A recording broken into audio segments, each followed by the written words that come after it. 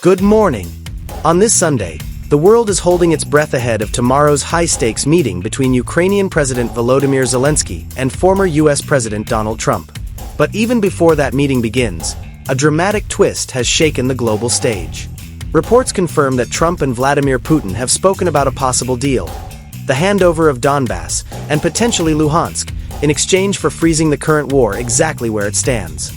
Imagine that. No official peace, no victory, but a frozen battlefield with territory changing hands. European leaders are already on edge.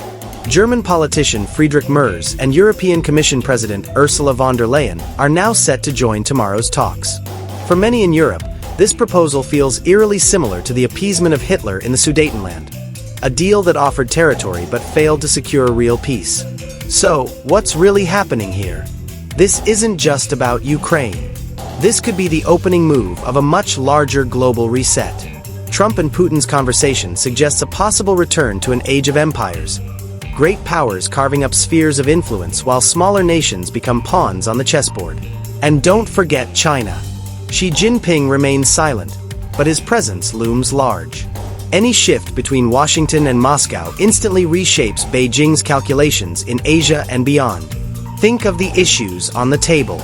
For Russia, it's NATO's presence near its borders. For the US, it's security in the Asia-Pacific and the ever-growing tensions over Taiwan.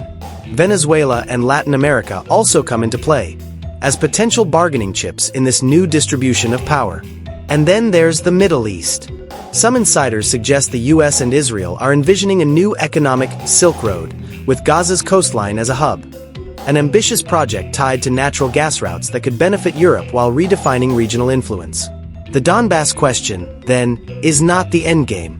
It's just one piece of a larger puzzle. Trump appears ready to sweep the chessboard clean and rearrange it on his own terms. Perhaps to stabilize the world order, or perhaps to rewrite it entirely. Picture three empires rising.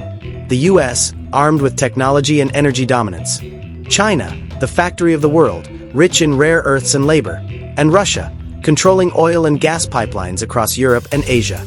If these geopolitical deals hold, they could fuel not just stability but also a powerful wave of economic growth.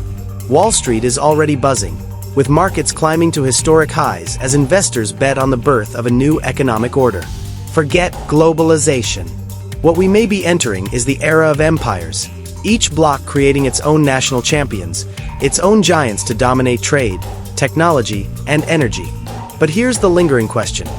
Is this truly Trump's vision of a new order, or just the next chapter of the Great Reset, once promised by Davos elites? Is it a revolt against them, or their plan unfolding under a new name? For now, the world watches. Tomorrow's meeting could mark the beginning of an entirely new era, or the repeat of old mistakes. Either way, history is being written before our eyes.